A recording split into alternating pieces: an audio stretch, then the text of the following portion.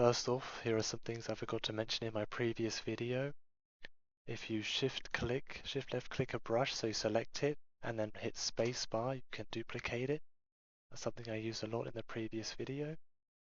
Another thing I forgot to mention is you can move the camera in the 2D grid view. This little blue icon is your camera.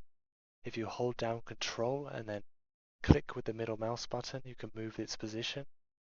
And the V shape shows the field of view of the camera. If you hold down middle mouse button, you can change the field of view. Don't forget that the camera is a 3D object, so sometimes your camera could be under the map, so make sure it's definitely inside the map by checking all three views. Next up, I'm going to go over some of the icons you see at the top. So first I'm going to create a bunch of brushes. Now I'm just hitting spacebar to duplicate them a lot. Now I've created a lot of brushes, and let's say I want to delete them all. I could select them all one by one, but that might take a long time. Another way to do it is to create a brush that encases all of them, and then use one of these top ones. So you could use select touching, then everything that's touching the brush I just made would be selected, or select inside. So now I've selected everything that was inside the brush, and I hit backspace to delete them all.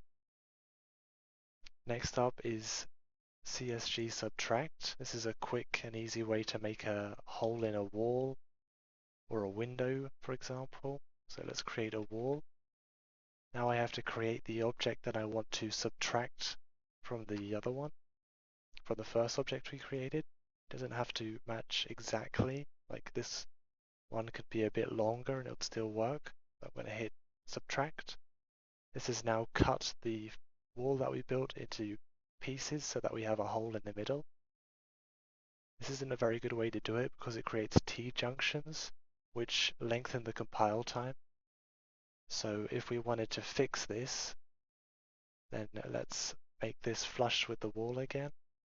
Select all the pieces, and then we can use the next icon in the line, CSG Merge, or hit Control and U at the same time, and it will merge it back into one brush again.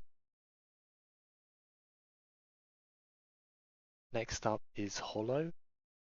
This is a very quick and easy way to make a room, but it's not a very good way because you can see the edges are overlapping.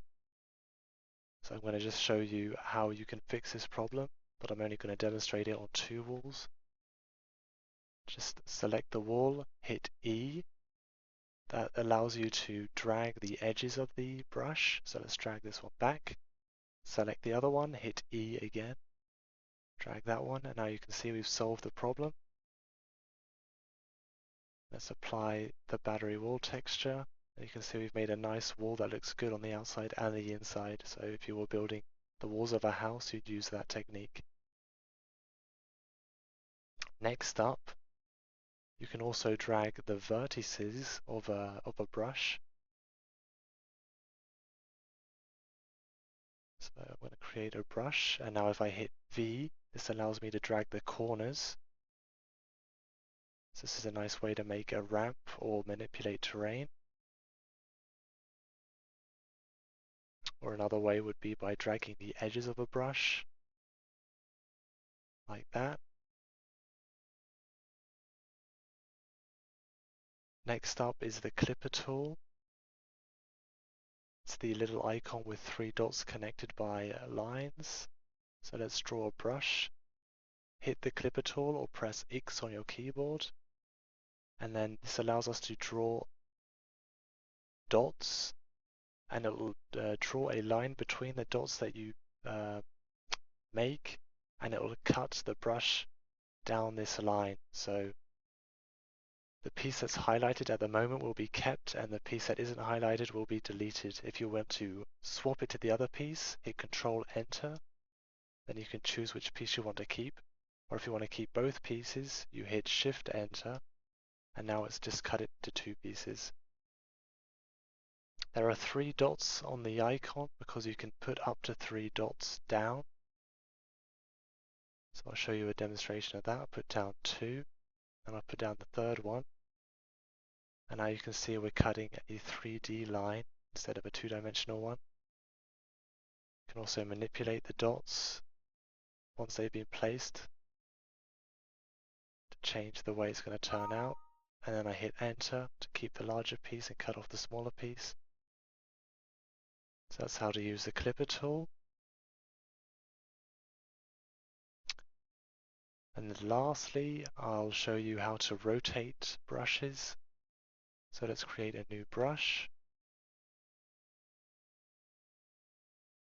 And then we can go to selection, rotate, arbitrary rotation, and then you can fill in, for example, 45 degrees, and then hit apply or OK. The difference is if I hit apply, it'll change the rotation, but the window will stay open. If I hit OK, it'll apply the rotation and close the window. So let's do that. See, it's turned it 45 degrees. That's one way to do it. Another way is by hitting this button at the top, free rotation, and this will allow us to manipulate the brush as we want. So this is a nice way to create boxes that are look kind of realistic.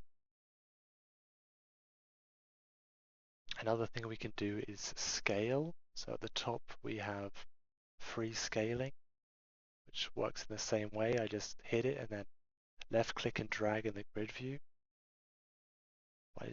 Or you can go to selection, scale, and then do the same thing as we could do with rotation. Let's just half it in every direction. There we go. And that's it. That concludes this tutorial.